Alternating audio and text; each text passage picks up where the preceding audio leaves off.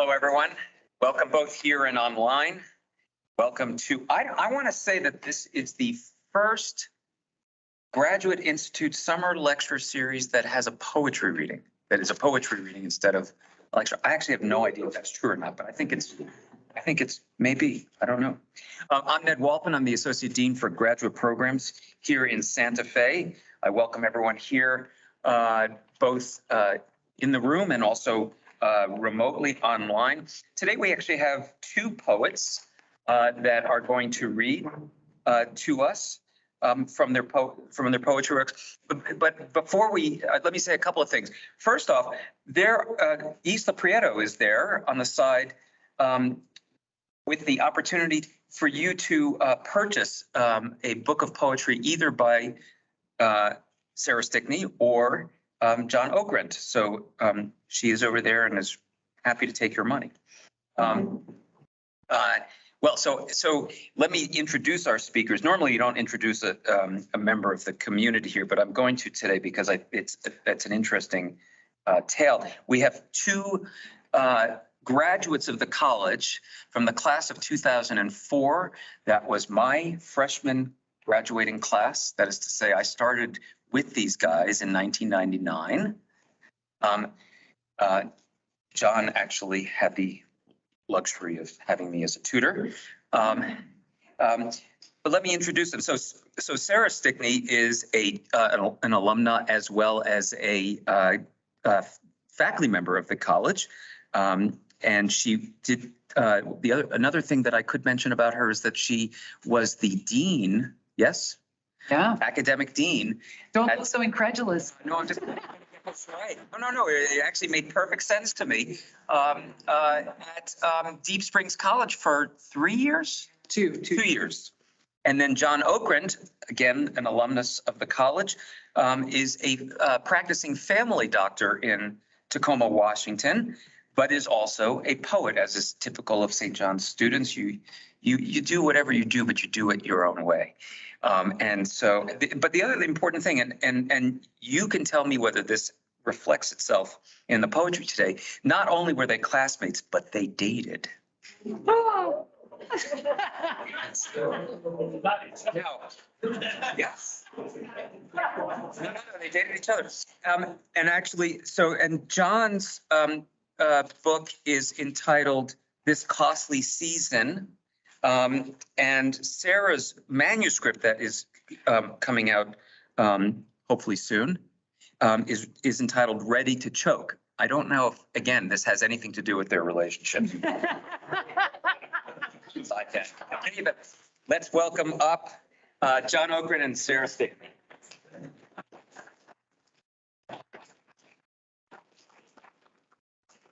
Thank you very much. Thank you all for coming to hear poems. I'm so complimented and delighted. Thanks to those of you online. John and I are going to honor one of my favorite traditions of the college, which is question period. So feel free to stay after if you want to ask questions or disappear. We'll each read for about 20-ish minutes. I'll go first and then John will go. I'm so grateful to St. John's for making room for poetry. It's really nice. I really appreciate it. I haven't read since before the pandemic, so I feel nervous. And I've certainly never read to an audience that knows me quite as well. You know, I was looking at poems last night and like taking out all the ones with my father in them. Those will be for a different occasion. Ned is right. John and I, in fact, not only dated around, but dated each other. We fell really in love, and we fell in love right at the moment when we were also falling in love with poetry. And we were saying on the way up here that really changed both of our lives, you know, to find somebody who loved this thing that very few people love as much as the other was incredible. And I think helped us both to keep writing to this day. I'm going to start with a poem from a period when I was taking a break from St. John's and being a bartender. And it's still true that the respect I got as a bartender far exceeds the respect I will ever get as a tutor, professor, even as a dean. But, you know, so it goes. Yeah, that's right, especially as dean. This is called The Definition of a Cocktail. Says my boss is a sour, a sweet, and bitters. Wake up with yourself often enough, and you will be. If the meniscus doesn't hit the jigger edge, the drink's no good. This is medicine. Pick your poison, I don't say. I hate lines. The only poem I have memorized anymore is the albatross. And when the black dawn comes, I clutch the pillow and say, Ce voyageur ailé, comme il est gauche et vole. The boss is to marry an heiress who once came into the bar. To meet those people, you have to believe in those people. I don't care whom I meet, as long as they save me from my future, or at least put it off, like when I lived abroad and heard in the stone drinking fountains the little sound of water flowing, a light left on in the house at night. In that poem, it used to say, save me from my bourgeois future. And then I realized like there was no way I was just took it out. I write a lot about, or have written, I think I still do, write a lot about love and desire. But a lot of it is kind of like bitter and pained, as is appropriate, I believe, to love and desire. But this poem I wrote for two friends when they were getting married. So it's a sweeter, I think, expression. We'll start sweet and then move into the bitter. Premeditated happiness. I'm not in favor of premeditated happiness, says Mandelstam, meaning it's seismic to wake to someone's real live skin and find we may touch this living thing, soft as a mound of flour, delicate like holding in your mouth a moment, a moth. Out the window, the engine dumpster band plays slow dance numbers, while in your private air, you eat the white almond of being together. It's Sunday, after the long, lonesome work of learning to use words. You may speak into the other's tide pool ear. When one gives the other the cool underside of the pillow, you make a shade tree. Everything must change in order to stay the same. Bisogna che tutto cambi perché tutto rimanga com'è, says Lampedusa. And I really don't know what he means, but it sounds so right. You are waiting in line at a bake shop when you realize you can bring home to your person the very thing she likes best to eat. You order it. You carry the paper bag home. I think Walter once used that same Lampedusa line in a dean's statement, so it's, it's really weird. I just wrote on the board. I'm doing that book and it's horrible. Yeah, that's right. Last meeting, we were Heck yeah. That's awesome. It's a great, worthy of thought. Yeah, that's happiness, spontaneous happiness. I really wanted to read a poem for my sister, who's one of my long-term best inspirations. But I realized when I was reading it last night that it's kind of a call out, as you'll see. So I asked her this morning, like, do you mind? And she kindly said, not at all. So this is called All Nighter with My Sister in It. We are more and more alone as we grow older, said Amelia, in answer to a question I have forgotten, as I have forgotten all conversations, except for those few like orange peel tossed out a car window to shrink by the roadside. There are no good metaphors for moving forward, especially not the road. Though I like driving across the country, thinking of how many things I will change in my life. My life! My sister Amelia has grown kinder with time, but more private. Her hair is now brown, but she drives to Denver to have it dyed her former blonde. Envious of her bright curls all my life, even I don't want to see them darken. I never thought we'd be older. I was going to stay in one place, and she'd grow like wisteria to meet me.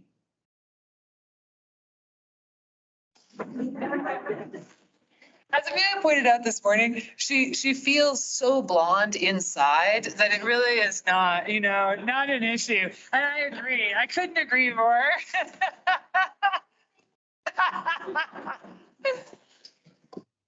A lot of these, as you're hearing, have, the books in them. And I think it's partly because a lot of these were written right when I came back to start being a tutor. And I was totally overwhelmed. And in ways, it was too much for me, as it is for all of us. But I also had all this language in my head all the time. It's interesting to reread the poems and just see how much of it is coming out, whether it's Baudelaire or Mandelstam or whatever. So this poem is called How to Let Athens Burn, and is a kind of very distant reflection on the Herodotus episode in which the Athenians, even though they love their city as much as any people has ever loved the place they live, they just say, that's not the important part. Burn it to the ground, and we'll go elsewhere, which was inspirational at the time, character-wise. This is called... Oops, too honest. This is called How to Let Athens Burn. Be ready to leave.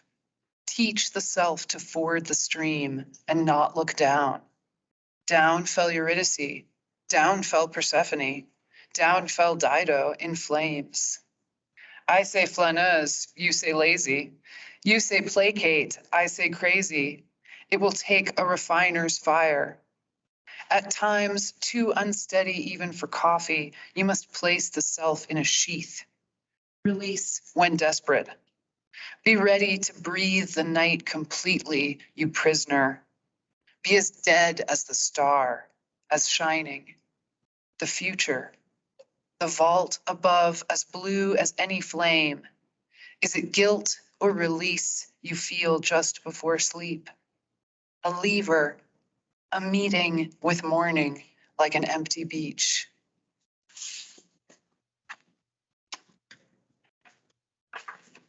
Wish I could do more of that. That sort of only happened to me once,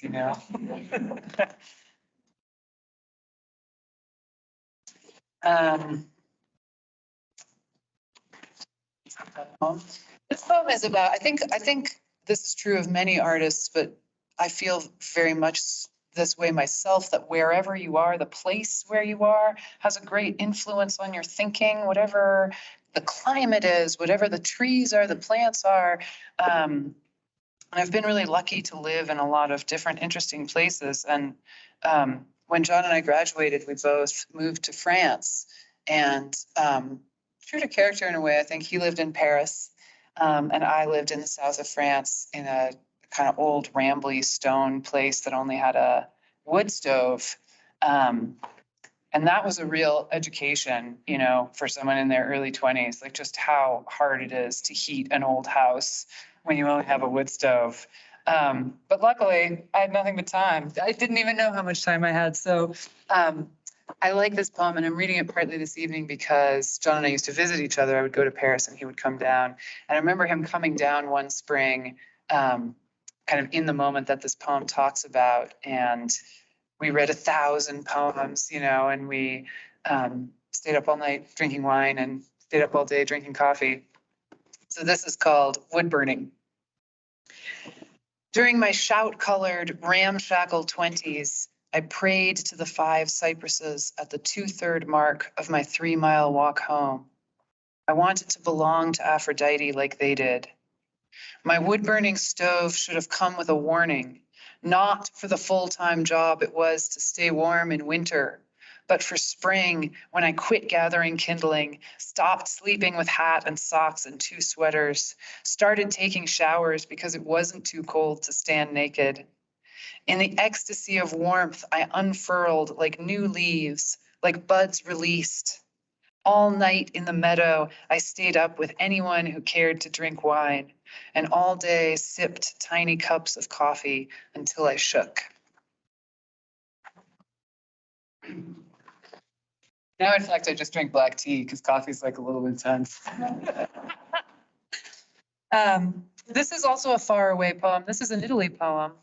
When I lived in Italy, I I had a different beloved. Sorry to bring a different person in, John. And I used to get on the back of his Vespa and we would go around in Tuscany, and it's the slowest way to travel. But that is the pleasure. You have to take tiny, tiny back roads. And the Vespa breaks down all the time. The gas tank is tiny. But it was revelatory. It was like, the speed of poetry. And this also has a St. John's thing that I really love. There's a place where William Harvey talks about the heart as an animal in an animal. And I always loved that and tried for years to like shove it into a poem. And I finally shoved it in. This is called Tennessee Stud. Under grumbling clouds, we heaved up hills, then coasted down the backside to save gas. Patro sang the Tennessee Stud in his yellow rain slicker all through the dark Apennines. Behind him on the Vespa, I thought about the moving self in the moving body of time, animal in an animal, as William Harvey says of the beating heart. By the time we were pressing salty anchovies onto soft bread in mosquito paradise, it was late. We found hot springs to hush the mind until only flesh and sulfur mist remained. We were sunburnt and often cold. Flies flocked to our stink. The road extended its long tongue and we stuck to it for a month of poppies as the nightly orchestra of fireflies played to their lost loves in the Milky Way.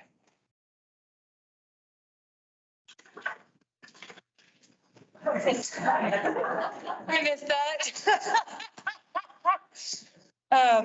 Now we're moving again. This is a Deep Springs poem. And yeah, I think that's all you need to know. I dislike the ravens. They like the last tree at the end of the dusty lane. It's the tree I would choose if I could fly, bleak in its leaves with their cries. They named themselves for being ravenous, fatter than the full moon, blacker than bark charred by wildfire. They have no measure, are not here for beauty. When they open their beaks as curved as the world, the emptiness of the desert increases. Their croak is a horn cracked by nightfall. Passing their tree, I saw a fight and watched one fall. Like other prophets, they will never die, as hunger never dies, but takes all the forms of the throat, the thunder of heat-heavy afternoons, hollow needle, peachless peach tree. I see no nest nor lovemaking.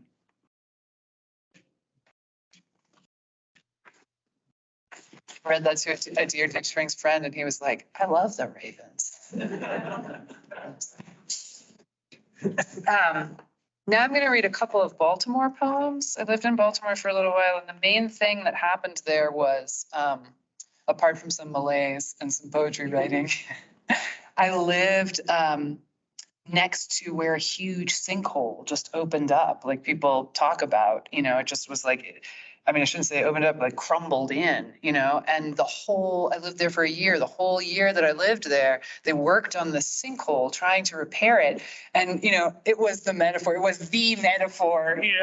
for me, though also fascinating. But I'm going to read this poem in particular because Annie Kingston and I had this seminar this spring, and so many of our students wrote on Oedipus. And so we sort of spent the spring like thinking with these very lovely students, like, why so much suffering? Does it go somewhere good? And I think that's the question. Don't worry, I won't answer the question. I'm just going to ask it in a poem. Sinkhole flaw.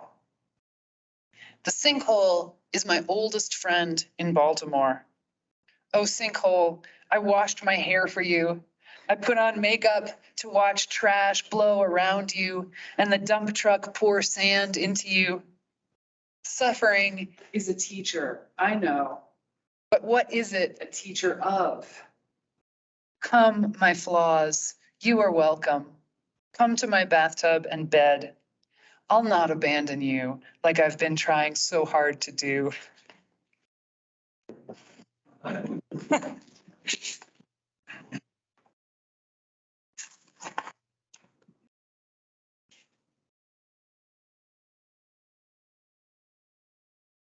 guess I'm gonna read one more single poem.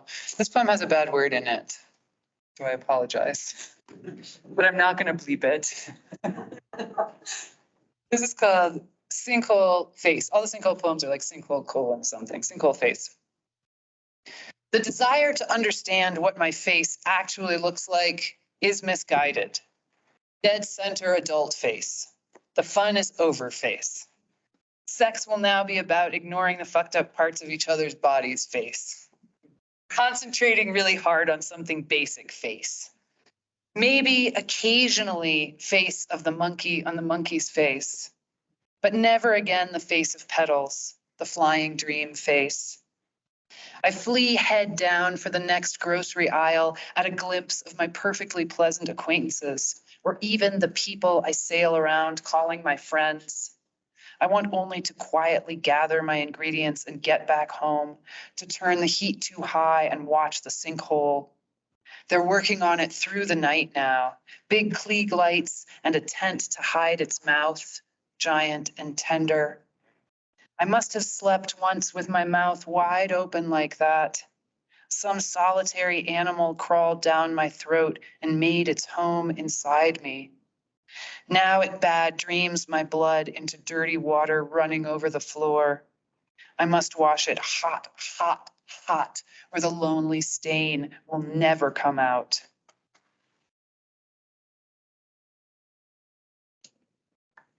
It's like, that'll be the emotional bottom of the reading. Now we can climb back out, don't worry. Yeah, this is climbing back out because I feel the same way as I felt in that poem, but I'm starting to think it's funny. This used to be a really long poem, and it had a bunch of colors in it. It had like a bird that hit the window. What kind of bird is it? I kept revising and revising, revising, revising. Now it's like a 3-line poem, but it still has its title, Yellow, from when it was longer. Yellow. When other people say the word loneliness, I think, no, that's my word.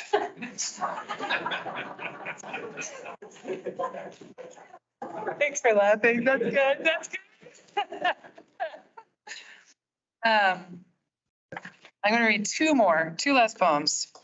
Both of them are North Carolina poems. Our family has this house that my mother's parents built in the mountains of North Carolina. And it's often been a place I've gone to write and think. And it was a place we all loved going as children.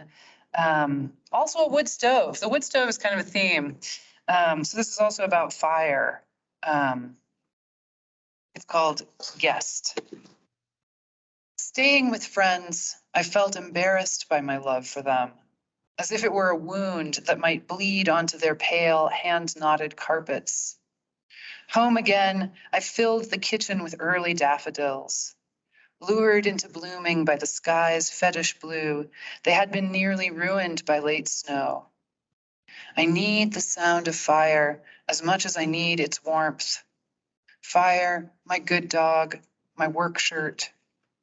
Everything living holds heat, even the long, cool leaves of plants. Wind blew in a poem, and then outside all day as if it were starving flame. Who knows how the wind feels about its job of touching everything?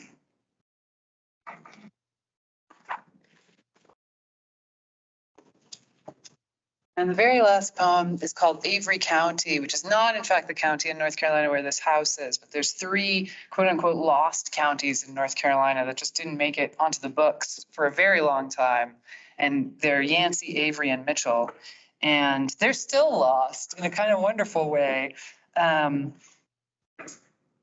this also has a line from Hegel. I don't understand Hegel yet. But I love this line, and I thought it would be nice to end on. Avery County.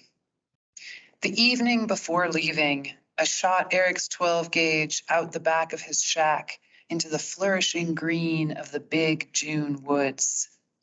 My first time with a gun, There is no promise, but lots of intimacy, like Ashbery says of the sea. A buzzard slopes over the highway. Who knew this rural fix for East Coast neurosis was waiting for me with its dogwoods, its poor possum roadkill, and the high evening clouds that bring shy wild turkeys up the hillside. Hegel says the wounds of the spirit heal and leave no scars. But time is just like the rest of us and wants more drinks when it starts having drinks at the bar.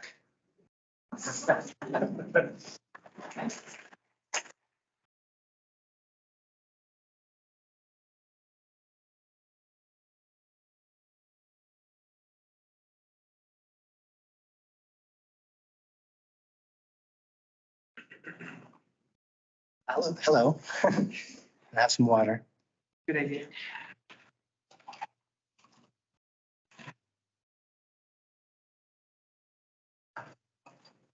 Thank you. I don't know where to begin. This is a dream. So I probably dream about this campus more than any other place. And it feels so amazing to be back here and reading with Sarah, who is one of my very favorite poets writing. And I would say that even if she weren't one of my very favorite people. I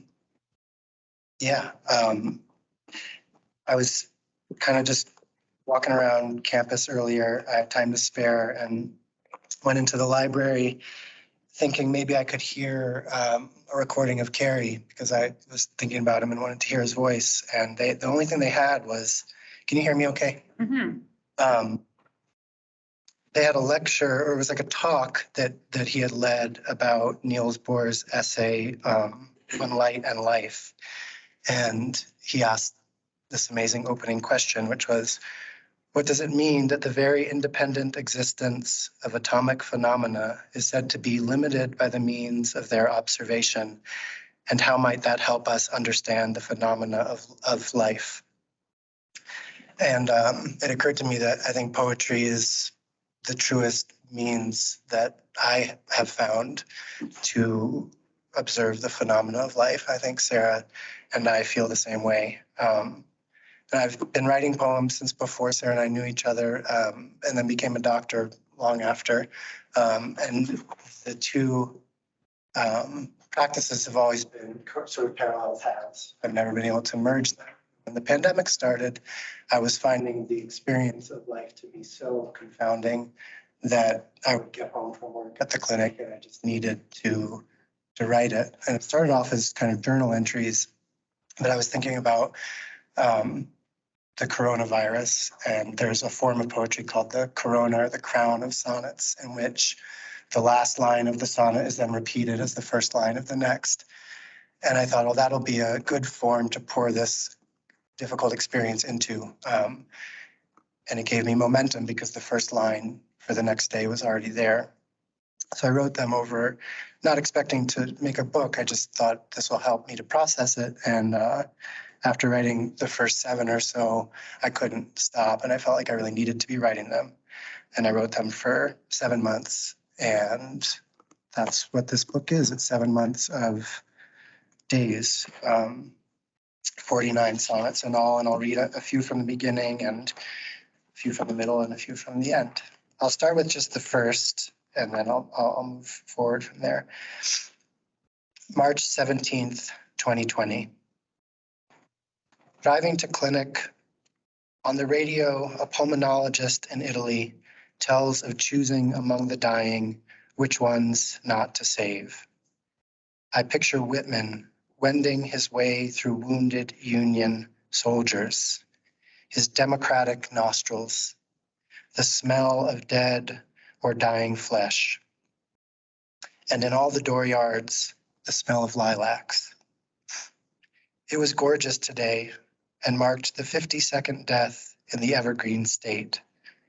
Everyone's eyes seemed wider above their face mask. Fear lends an urgent sort of beauty to the days. When he got back to clinic this evening, Frankie said it was crazy at the gun shop. Everyone grabbing all the ammo, all the guns. Business has never been better, said the man behind the counter, whom I picture wearing latex gloves, the color of lilacs, only darker.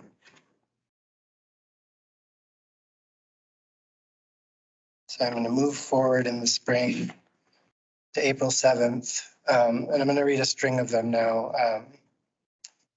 I mentioned Ula, who is my daughter, who was about around one while I was writing these. I think that's all you need to know. The last line of the preceding poem, which is April 4th, is summer will be the death of springtime. April 7th, 2020.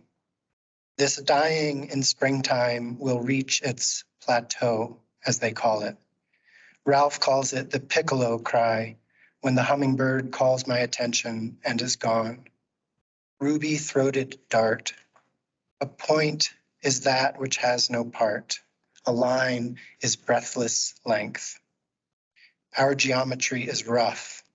It is muddled by our bodies. The globe is not a perfect sphere. It is lumpy with the buried. I was startled by the moon tonight, closer than it will come all year. A pink moon, we call it, not because it is, but for the phlox blooming in the meadows and on the rocks this time of year. When the days are done from their isolation, people come to cheer essential workers, meaning everyone, all of us, alone together, living, blooming even, on this molten rock where for 1 billion years nothing did. April 12th, 2020.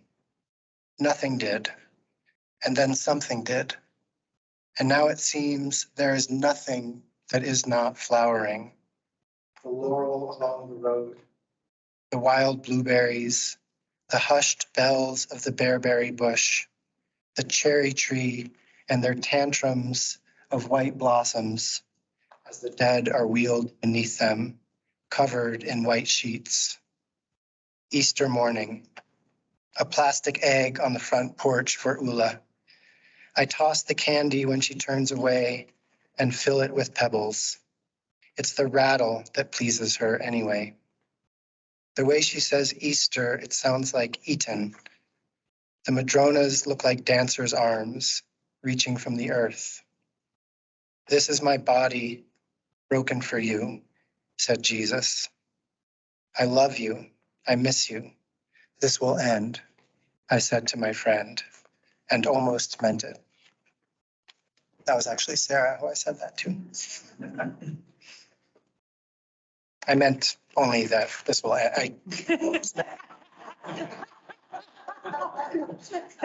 meant that I love you and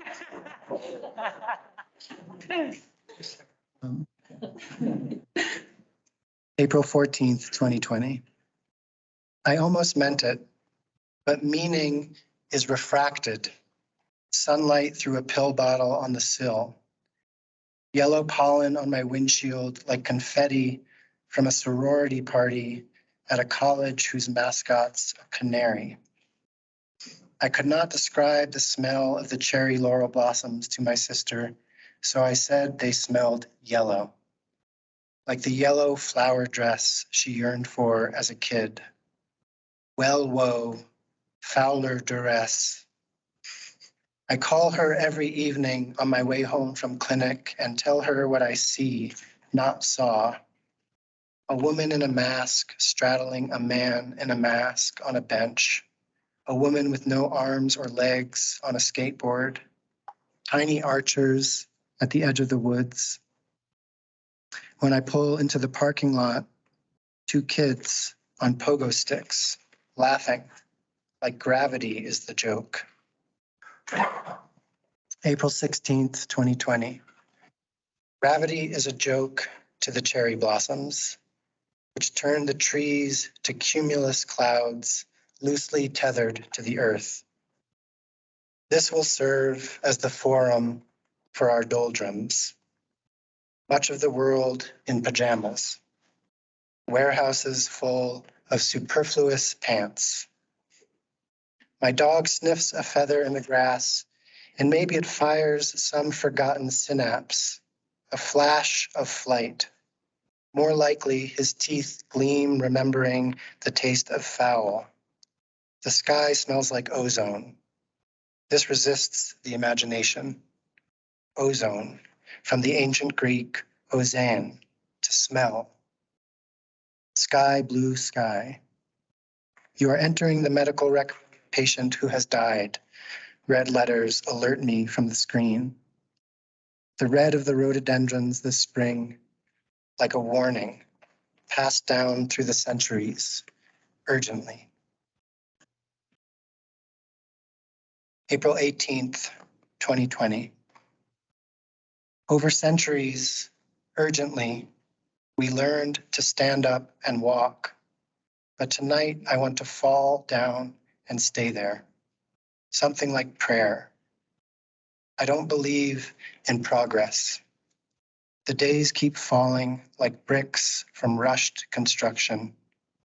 All night it rained, and this morning the water was the opaque color of a newborn's eyes.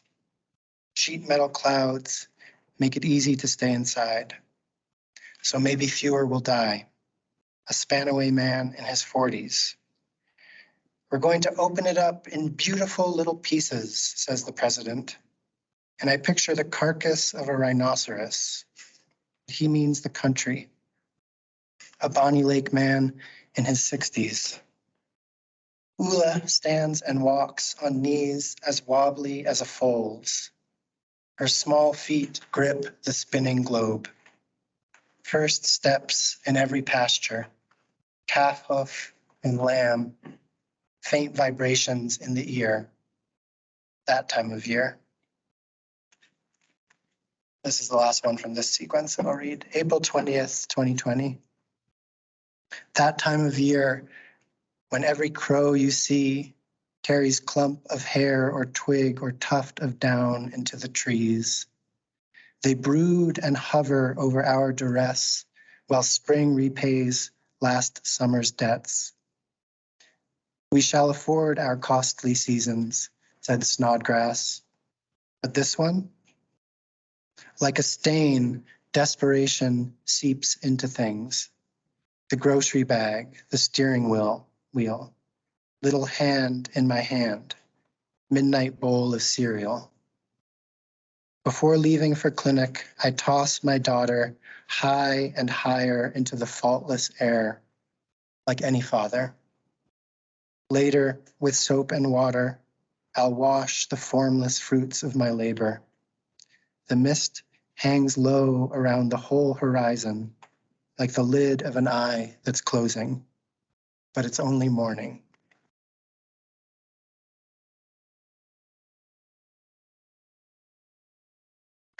Right. I'm going to move forward to June and just read two from June 24th, 2020.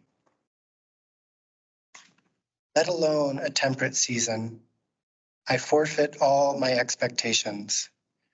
I can't imagine peaches, let alone plums, let alone sharing them with friends on a blanket, in the grass, in the sun, unmasked and done with the clenched decorum of this contagion. The sky is an empty stadium above all the empty stadiums. I can hear in my head the roar of the crowd like the sound of the sea in a shell. People are leaving forever without farewells. How long will I keep mistaking grief for grace, sympathy for love? I want precision. I want the precision of thirst, but it hurts to be so thirsty.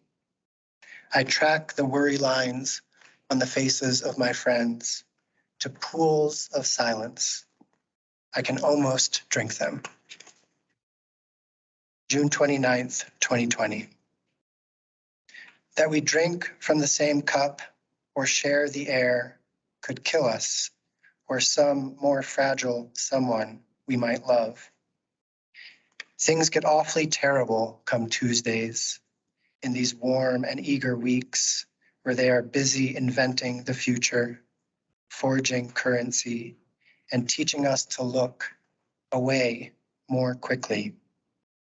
Tonight, I fix my gaze on the dark water out my window, the barge going by. Its bow light, the sort of green that gives permission. Will I miss this when I'm gone?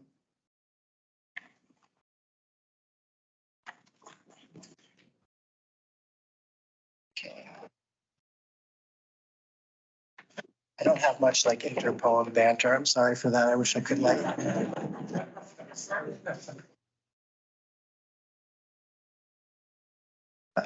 I'm almost done. August 3rd, 2020.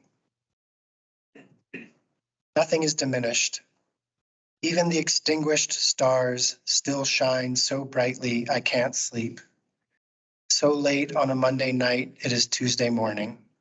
Beside me, my wife and daughter lie still as houses in a snowy field, and inside them, like candles on a windowsill, their dreams are flickering. Today I saw a woman picking blackberries along the freeway. The small boy, maybe her son, stood guard, staring down the passing cars.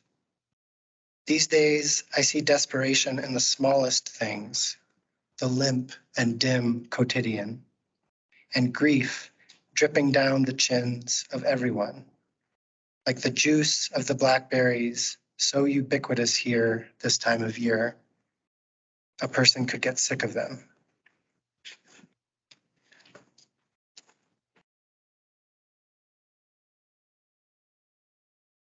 I'm just going to read 3 more from August. The book goes through, last poem is September 28th, so it was 7 months.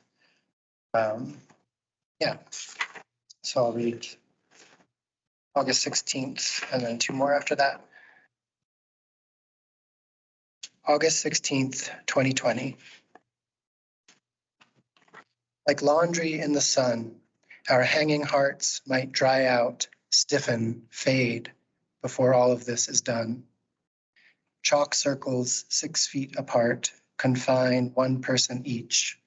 Orientation week, and the grass has never been so green. Their pheromones, puzzled, mingle in the air, and half a year's desire, muzzled, bucks them there. In the office park tonight, deer nibble the topiary, and down the street, in darkened yards, campaign signs crouch like small children sent outdoors to study stars.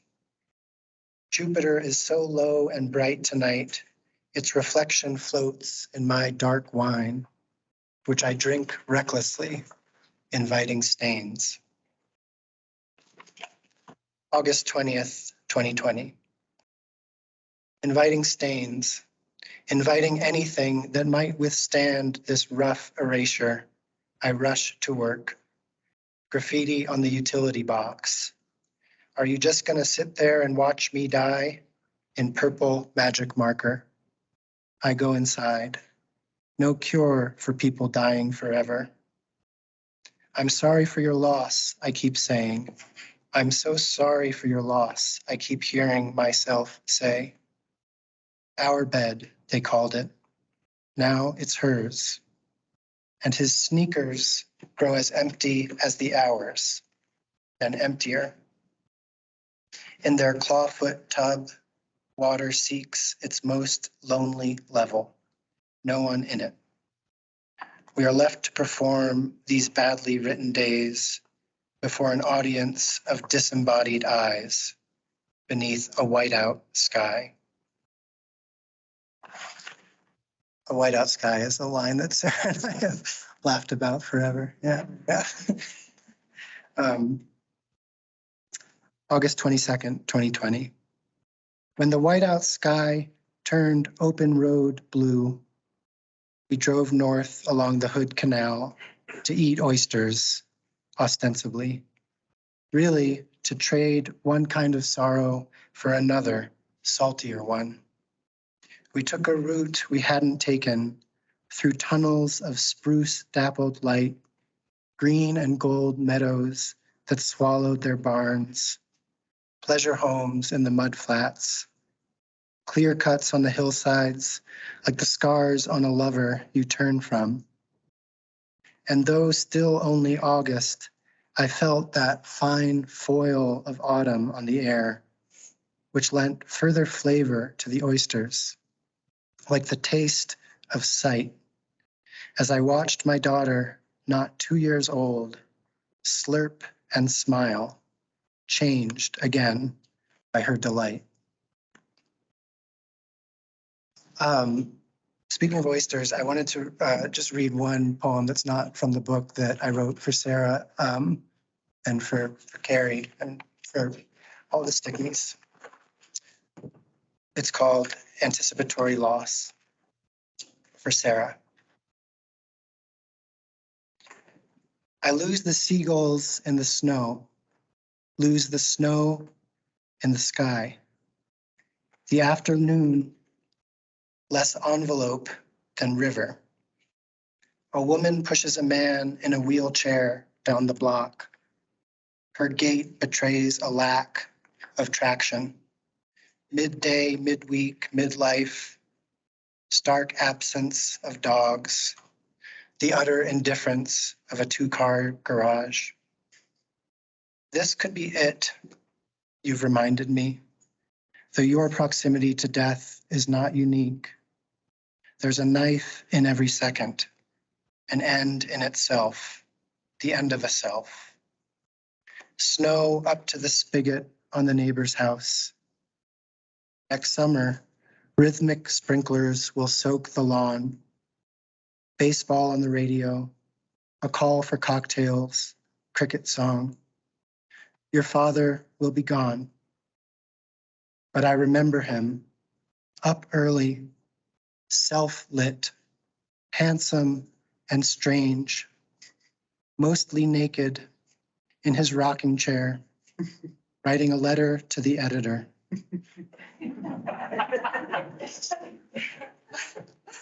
Who wants to live forever? I wanted to live like that. All mouth and eyes and everything gathered before him. A bucket of oysters on the doorstep every evening. Thank you.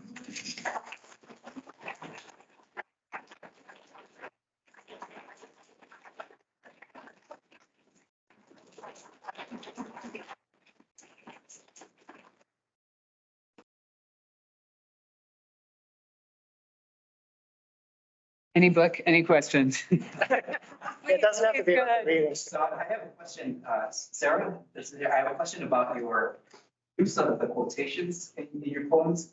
I'm gonna get to the question by taking a detour. There was in your cocktail poem, there's a line where the speaker says something like, "I don't like lines." I think it's like, choose your poison. And I was thinking like, well, it's cliches, right? That speaker doesn't like cliches because they're trivially true. And that's what, but a quotation, and I think the quotations that you've selected, they're not trivially true. You have to really explore them. You have to really, so I guess I'm wondering, what draws you to the quotations? Is it because of that poetic quality, where perhaps there's some truth there, but you kind of have to dig deep into them, or is it just the sound of the lines, or is it that they're so not like a cliche? Wow, what a lovely question.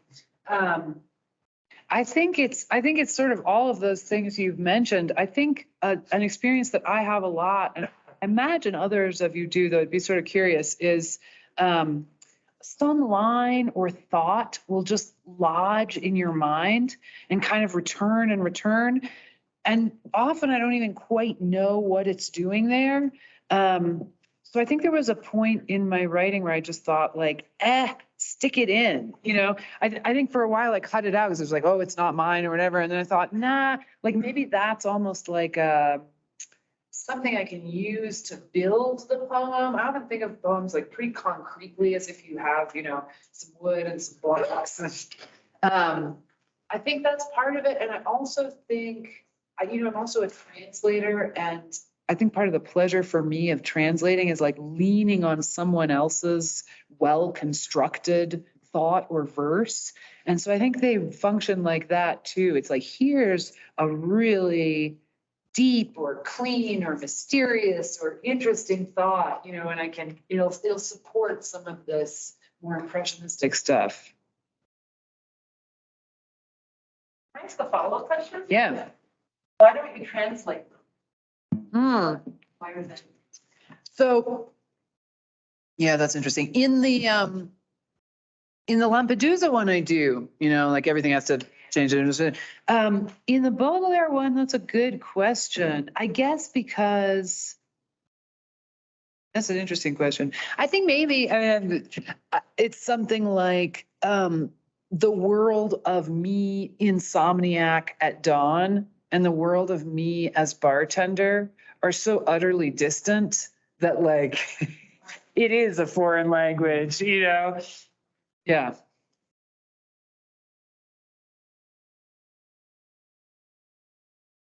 I enjoyed both of your readings. I wanted to ask you about the form of the corona. I'm thinking about your experience as a physician in that time and following that form. I love that you said it set you up with a line to begin the next day and compelled you to go on, which I love. But did you feel ever trapped in that as well? Like, what was that endeavor? Did that mirror what we were going through with the pandemic? Yeah, exactly. I mean, I think that it wasn't intentional, but as I was writing them, the form really did mirror the experience I think most of us had, and to some extent are still having, where you're stuck in this thing that just keeps going, and you keep kind of hoping that things will return to a semblance of the kind of carefree way in which it was before, when we didn't even realize how lucky we were. But yeah, I don't think that part was intentional, but I feel like the form, it works well in that way. And even like reading them, there is like maybe it's just my voice. There's like a monotony to it that Not true. no, but I think that I think that part wasn't intent. None of it was really, it was just a kind of silly, like thinking of Corona and then like really feeling kind of desperate for some way to process it and to pay attention. I didn't want to just kind of like put blinders on and try to get through it, which I think a lot of my colleagues did, understandably. You know, and having a 1-year-old daughter, I wanted to have some kind of record of this time that she probably won't remember.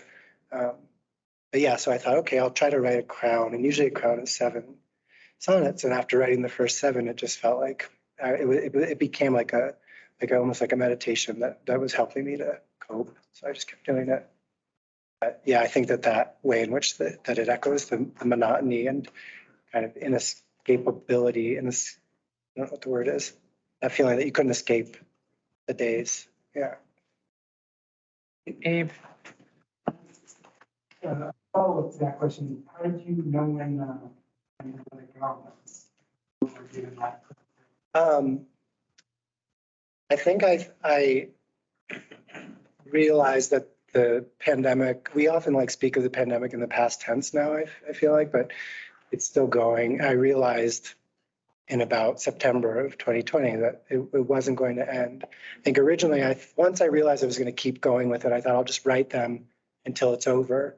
And when I realized that it was never going to be over, I had to create an ending, which was a cool exercise too, because I really try not to write towards endings ever. I feel like that's a huge poetic trap.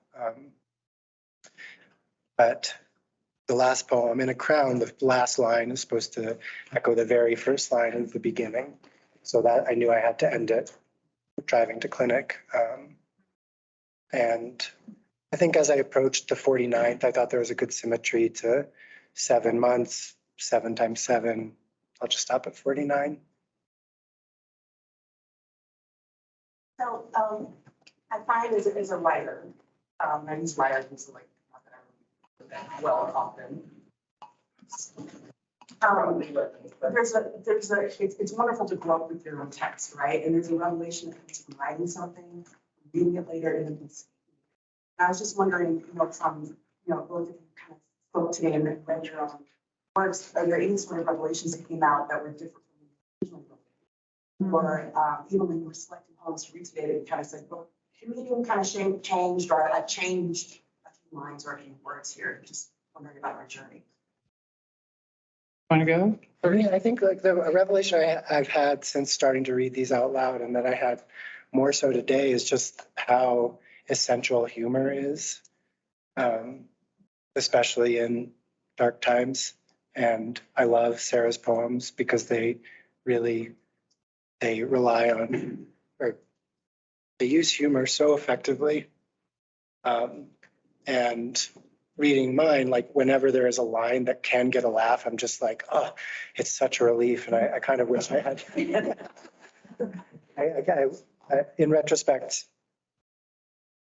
I wish I had been able to put a little bit more of that into it. I admire artists who do, because stuff is always dark. It's always hard to be funny in the face of that, but it's such a gift. Yeah, though I also feel like it's a great, I mean, I feel like poetry can house the darkness in kind of a unique way. And so, likewise, I appreciate that in these. It's really interesting. I love that question of like, what's different? I think for me, from where I am currently, it's kind of a relief to read some of those poems. Like the sinkhole poems, those aren't, there are sinkhole poems far darker than those two. And I look at them and I think, yeah, this is really a successful record of a kind of emotional landscape that I'm no longer in, like no part of it, and it makes me happy to have the record and very grateful to be elsewhere. Though it's interesting, I also connected to the quote thing because I don't do that anymore. And it's not that I don't have them in my head. I still do, and I still love them, but for whatever reason, I'm no longer nearly as interested as kind of filling up the text with these other bits of text. Who knows why? But it's funny to read it and think like, whoa, it's a lot of voices in this room.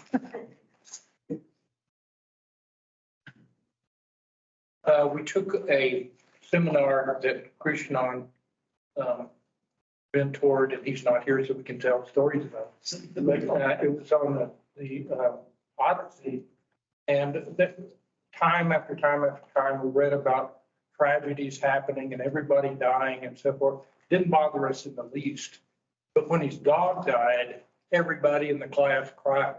How would each of you address that paradox poetically? What's funny, there's a poem in here that's actually about my dog dying. My dog died during the pandemic. And that's the poem that, like, when I read it, it's the hardest one for me to read. And it's a poem that like makes people cry more than any of the others. I don't know why. Yeah, it's a really interesting question. I think it's almost like more, I don't know. I don't know. I'm going to keep thinking about that. My initial thought is something like,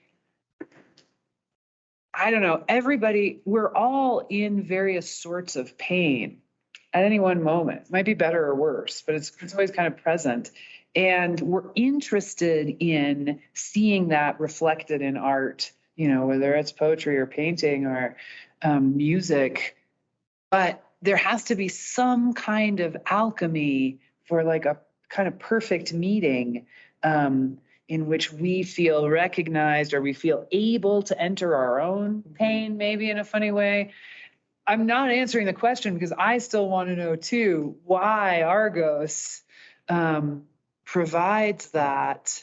I wonder if it's like something about the scale of that death is relatable in a way that the kind of epic scale of the rest of it is harder to digest. And so then you get the death of a dog. It's somehow, I think maybe it's a matter of scale.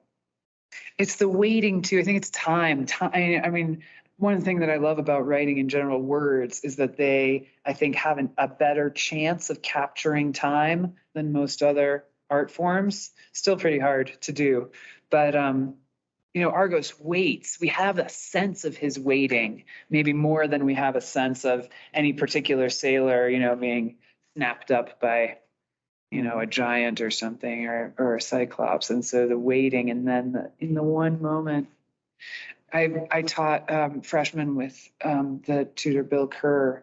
It was great to think with, and he was once studying with I forget who, because I'm so bad with names. It was like a famous scholar, and they got to that part of the Odyssey, and at the beginning of class, the scholar said, "No one's allowed to talk about Argos. I know you all love it." But even that is reflective of this thing, right? We all rise to that. I'll be anxious to hear your poems when you finish. Thanks.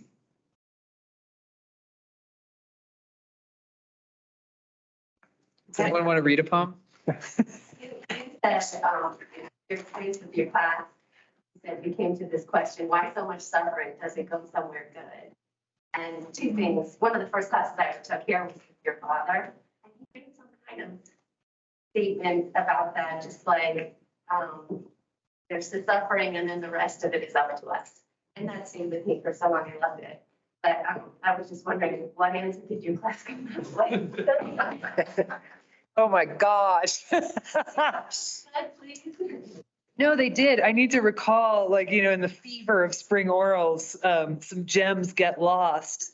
Let me think. Hey, John, do you have anything to address suffering? Prayer for coherence. Yeah, that's right. A prayer for coherence.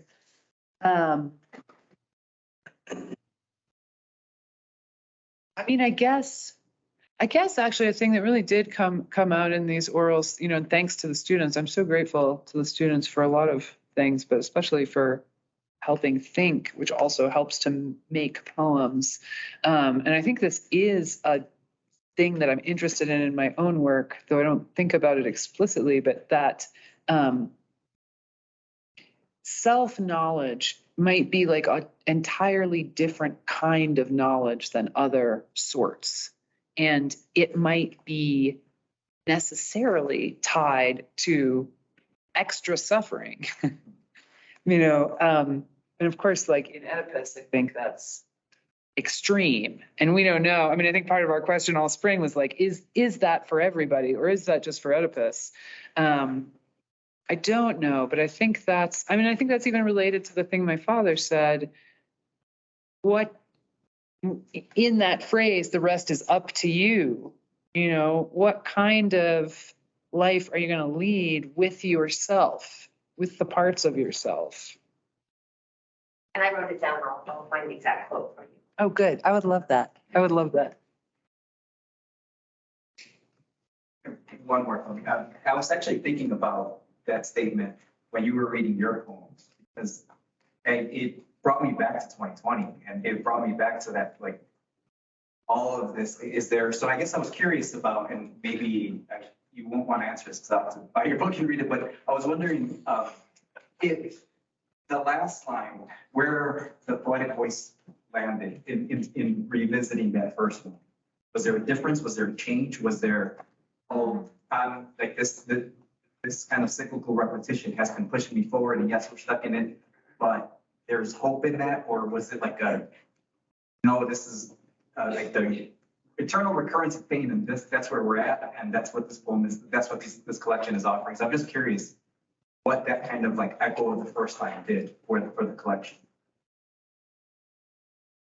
I think it ended up being all of that. I think there is a hopeful tone in the very last line, but it's also a simile. So it's not a true arrival at the thing. But it's like a grasping at that, at a hopeful thing.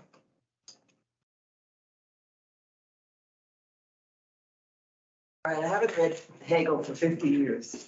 But when he said something about you don't understand Hegel, or you don't like Hegel, or what?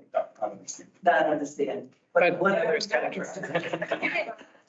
remember, and I think you would like, which is being is becoming his being.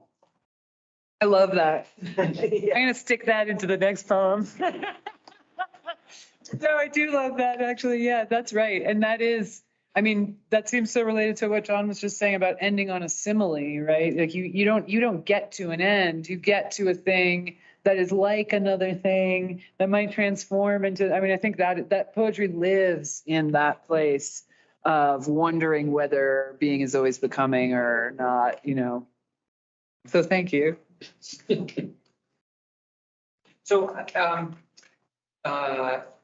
this, by the way, this poetic pairing was John's suggestion. And it's even better than I had imagined. And I guess I'm curious, now maybe this is slightly biographical, I'm not going to ask about your relationship in particular, but I am curious about, in your conversation as developed, I mean, what's interesting is we have two works of poetry here that are by people who have actually lived life separate from each other, and yet biographically, you guys said that you were sort of developing in your conversations with each other. You're thinking about poetry. Is there something in those? Is there a relation between your aesthetic visions that actually came out in these very different sets of poems that actually you can see? And so, what might it be? Maybe if there's nothing. Cool question.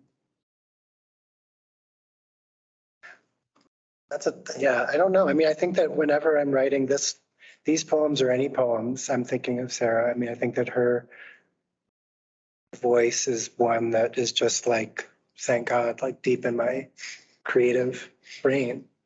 So she holds me accountable and inspires me. And we can not talk for months, but we know each other well enough and each other's, I think probably because we became, we were becoming and still are. And yeah, I don't know. I think, I mean, yeah, I feel the same way, and we do share work often. Though it is amazing. I mean, part of what's interesting about your question is to hear the two kinds of poems in the air. They are more different than maybe I even think about when I'm reading them on the page. The moods are quite different. I think we admire a lot of the same kinds of things in other poems, in great poems. And it's interesting to think about how that gets translated into our own. Like, I'm trying to think of how to talk about some of the things we admire. We admire the sudden turn. And I think you feel that in both of ours, but you feel it really differently. Like I feel like you're doing sudden turns often in image, and I'm doing them maybe more often in language, you know, but it's a similar pleasure of like, you know, like crank it around. I mean, it's funny to think too, like I think both of us admire and really love goofery in language, really in all places. But that's not yet showing up in the poems. I mean, it's interesting to think about these things that we share or a kind of aesthetic that I think we might agree on a lot of points of, and yet, you know, where it appears in the writing is quite different. And I think this book is kind of an outlier. Like I've really never written so directly about like my experience, certainly about my experience as a doctor. And this book kind of came out of nowhere. I mean, I've been writing poems that are quite different and probably echo more Sarah's in their tone than this book. So, yeah. Yeah, goofery.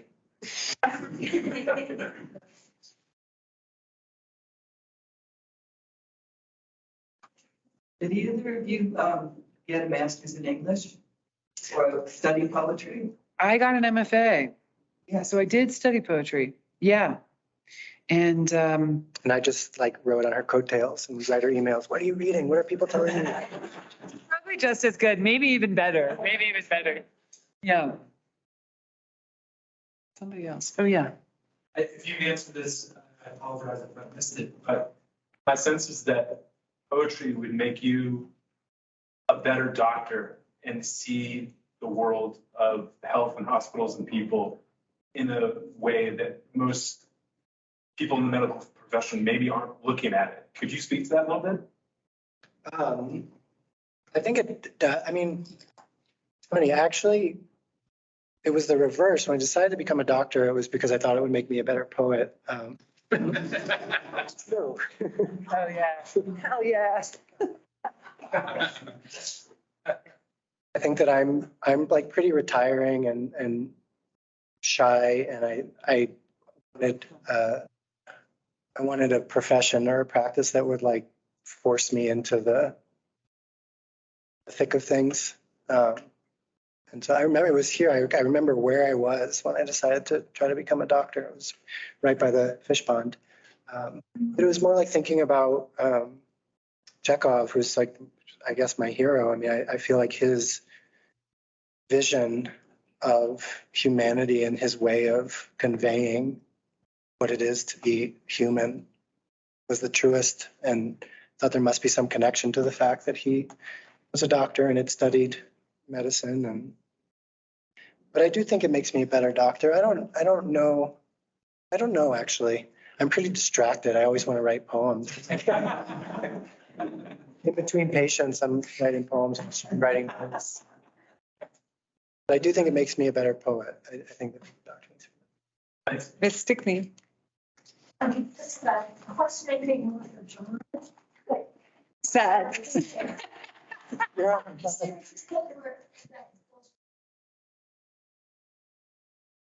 For emotional landscapes.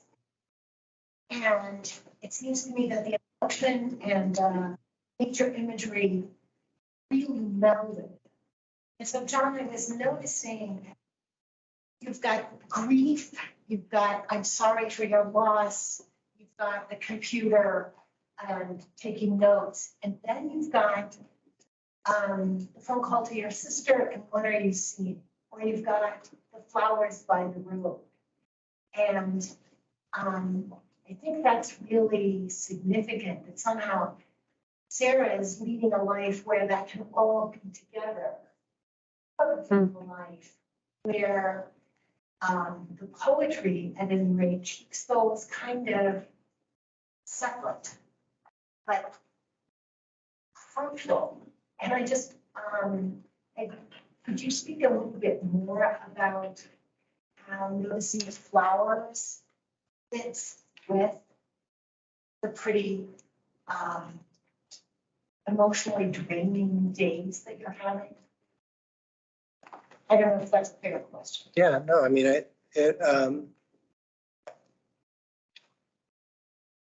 that's, well, I was going to say that's like, it was like oxygen, but it was oxygen. I mean, just stepping out of clinic and into, I mean, that spring, they all are, but that spring was like so just lush in the Northwest, and the cherry blossoms blossomed earlier, and there was fewer people out, fewer cars. And you just really, it felt like I would look back from just despair every day, and it would be the cherry and noticing it, paying attention to that, the lilacs and all of it, really was, it was food. It was like I needed that. And so that's probably, I mean, and writing the poems gave me an excuse to pay more attention to that. It helped me. And I really do, I've said, I forget who said it originally, that poetry is the art of attention. And whenever I'm not paying enough attention, it feels like I'm leading the least poetic life. The more attention I'm paying, the more poetic life is, no matter what's going on. And yeah, I don't know if that answered your question at all. That's good. Yeah. Thank you.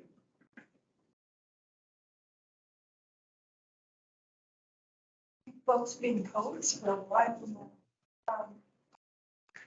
You find that it brings you closer to what is. So much closer, Yeah, so much closer. And actually, I was thinking, when John was reading that lovely last poem, I was thinking like, I also actually have a poem that I'd sort of forgotten about eating oysters with my father. And I was thinking, man, if I hadn't written the poem, I don't know that I would have that moment. And I think that's always true. And I think even just the way that you were saying a moment ago, sometimes the observations I make in writing don't make it into a poem, but the act of observing and then the further act of attempting to put into the substance of language, the substance of living, is a way for me to get much deeper into the substance of living. So that, I mean, so much so that I would say, if somebody appeared and said, you will never, ever get another poem published, in your life, I think I would probably still try to write as much for that feeling of proximity or involvement. And reading poetry too. I think like I feel like poetry for me is the closest art to experience itself. It's right, which was why that quote from Mr. Stickney, from his question about the Niels Bohr, the means of observing the phenomena of life. Like I feel like there's something about reading Sarah's poems, reading all of my favorite poems. It's like it almost is experience itself. Mm-hmm. So it does bring you closer to the world, I think, writing it and reading it.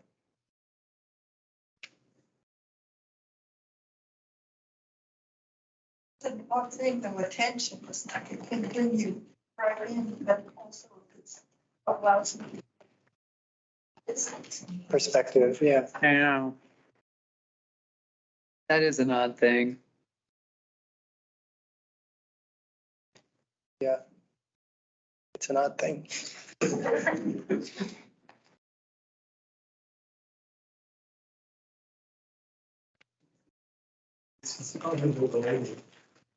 Maybe started out with journaling into writing poetry.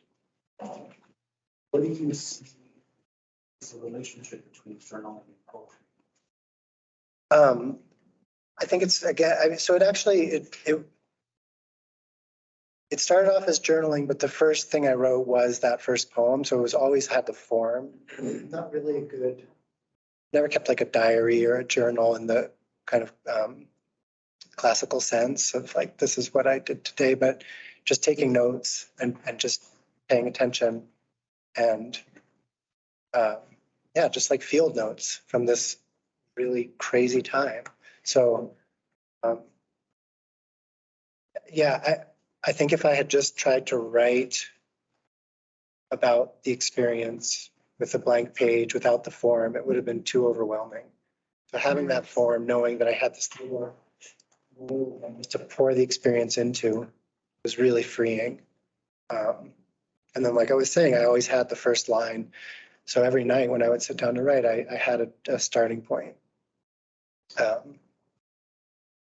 I knew I could only go on for 14 lines. So that there was a relief in that. But I think that the relationship between journaling and poetry is just this, like we've been talking about, just paying attention. That what you're experiencing matters enough to pay attention to it.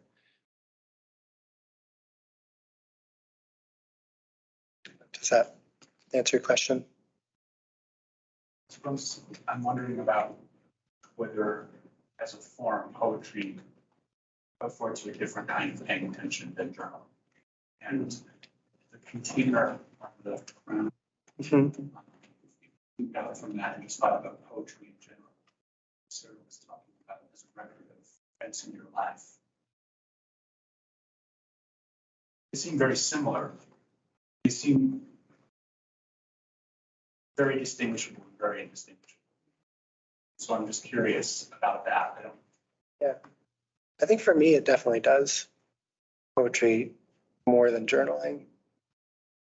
I think maybe it goes back actually to Judith, you're speaking about the distance, like attention in poetry might allow you to get closer to experience, but you have to have some distance to write it. And language is distant in some ways from the thing. And it seems to me journaling, like I journal, and the pleasure of it is just like, I don't know, no holds barred in a way. And sometimes that'll throw up an image or a thing that I think like, oh, I could use that. But poetry is so demanding, so exigent. I think maybe because of that very delicate relationship between the fact that it can almost mimic experience or at least cause an experience, but also that it requires a kind of distance in order to be transmittable to other people. Yeah, You don't have a journal. right, Yeah. right. Thank goodness. Yeah. No, but I do. I mean, I do. And I think that's about distance. You know, it's like how do you figure out which images? Like, how do you figure out which detail or even which speech? You know, all of those are really difficult decisions in the kind of welter of sense material and speech and image. You know, think of all the flowers that John saw that didn't make it into the poems, you know? There's this a line from like a theory book, and I don't remember who wrote it, but about how we all want to understand what we don't understand. So if you understand something, have you gotten that? No, because now you understand something that you understand. And I feel like poetry, for me, it allows it. Sometimes I taste that like understanding what I don't understand, and it stays in that kind of mediums, that space in between. And I feel like journaling is more. That's nice. You're wanting to arrive at that understanding, maybe. I'm not a good journalist. No, I think that's true. I agree. It sounds like both of you are very passionate about poetry and write often. I'm wondering if there was ever a moment when you thought about giving it up, like you said you wrote every night. I'm assuming you had long days. Seeing the world in that lens can be exhausting or demanding. Were there moments where that demand felt like a lot, and how did you get back into the sort of passionate, loving observer? Because it sounds like what you. I mean, for me, like if you ever think of me or see me at any moment, at any day, like you can know that what I'm almost certainly thinking is like, oh, writing, right, oh no, like when am I gonna write? You know, it's like I import into my own life, you know, crushing levels of guilt about not writing all the time. And then I don't write, you know, and then very occasionally I write and I'm like, wow, this is the thing I love most. So I'm always ready to take a suggestion for how to solve that. How about your Januaries? Yeah, for the past like, I don't know, 6 or so years, we write a poem a day in January, and the only rule is just that you have to, before you fall asleep, send, it's the two of us and our friend Maria. Sometimes other Hi, people Maria. join in. Oh, yeah. But yeah, and that's always such a gift. And it gets hard, it can be really hard. Sometimes you're like, I cannot. I think that I've constructed my life in such a way, I've got 2 kids under 3. I'm a doctor. Like if I can steal away and write, it just feels like it's such a treat. It's such a pleasure. When I'm not good with idle hands. And if I have like a vacation, I get no work done. I can't write. So compressing it, like knowing that I've only got this, maybe it's similar to the thing about the form, knowing that I only have this little snatch of time to do it helps me. I'm always also mortified at how little I'm doing. But funnily, I never think about giving up, you know? I feel the guilt, but I also just think like, oh, but that's the thing that I want to do the most, even when I'm not doing it.